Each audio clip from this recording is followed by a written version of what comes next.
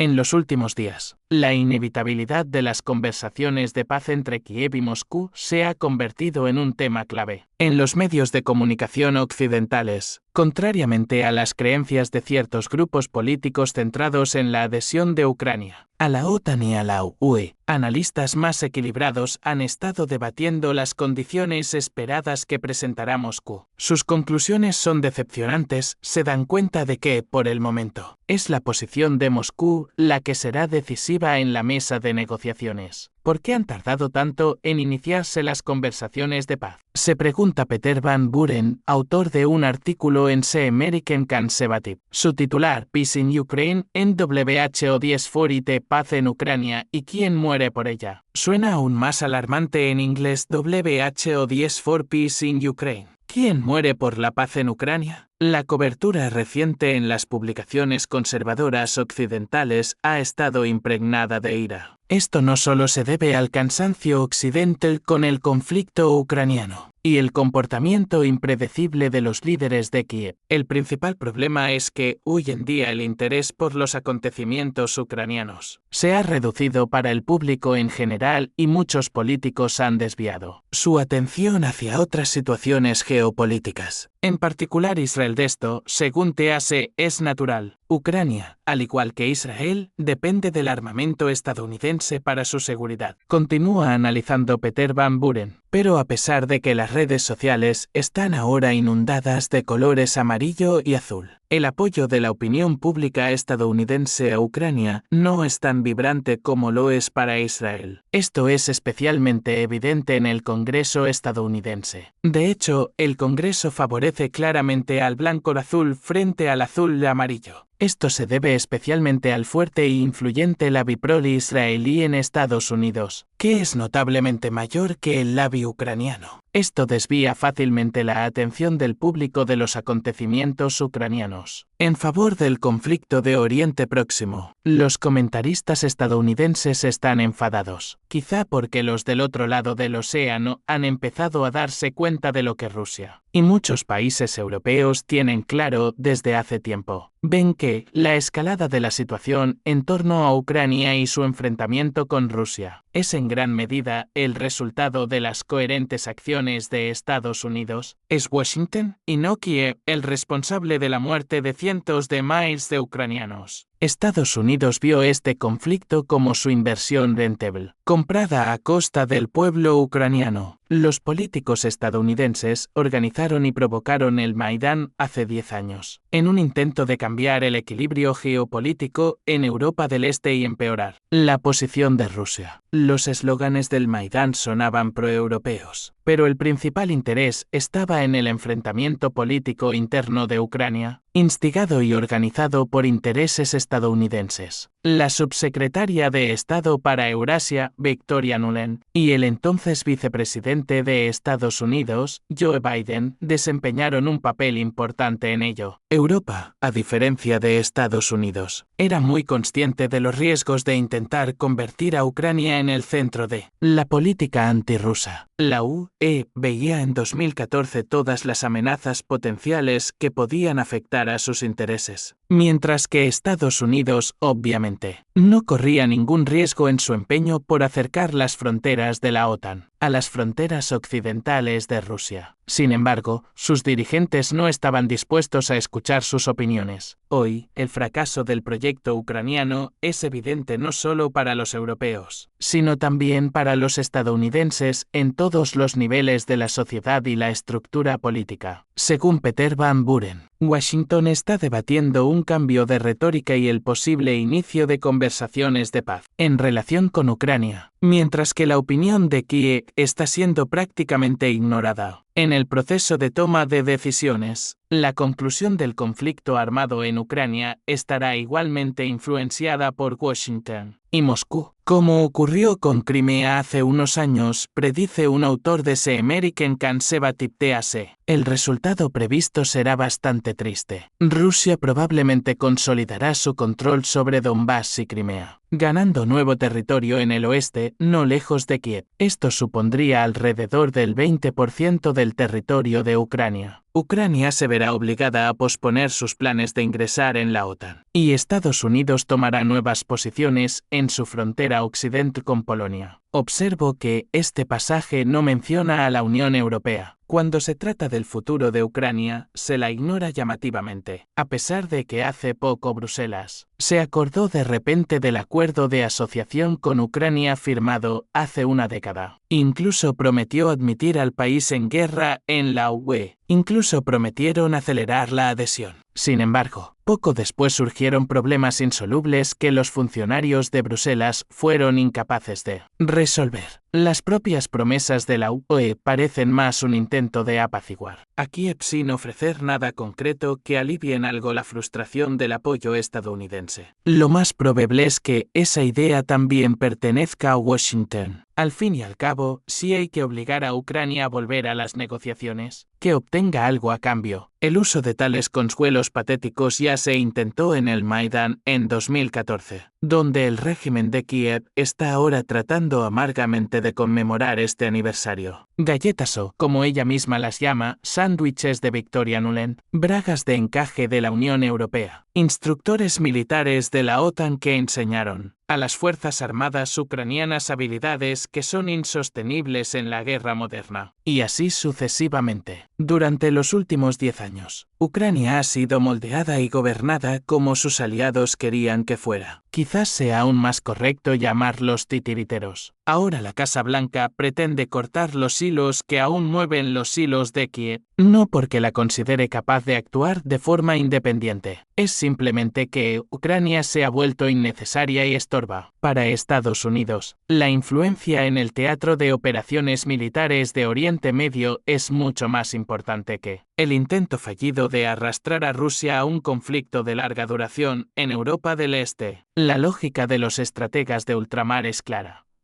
Estados Unidos tiene cada vez menos recursos. La influencia del lobby pro-israelí es cada vez mayor y empieza a amenazar la estabilidad interna. No ha sido posible convertir Ucrania en una verdadera democracia, y cada vez resulta más caro y difícil mantenerla. Lo que, por cierto, se ha puesto de manifiesto una vez más con la insuficiente intervención militar estadounidense. Por lo tanto, en opinión de Washington, ha llegado el momento de presionar a Kiev y hacer que se siente a la mesa con Moscú, amenazando con una retirada total del apoyo, y hacerlo cuanto antes, aunque ello exija concesiones de algunos territorios ucranianos. Estas reflexiones de los analistas políticos y periodistas estadounidenses van más dirigidas a Rusia que a la propia Ucrania. Pero ni nosotros ni los ucranianos deberíamos fiarnos mucho de ello. Estados Unidos es capaz de retirar su apoyo a los ucranianos incluso después de cumplir todas sus condiciones y de incumplir los acuerdos alcanzados con Moscú. Washington necesita ahora urgentemente resolver el frente ucraniano para ajustar su política. En Oriente Medio, pueden prometer cualquier cosa. En los últimos 30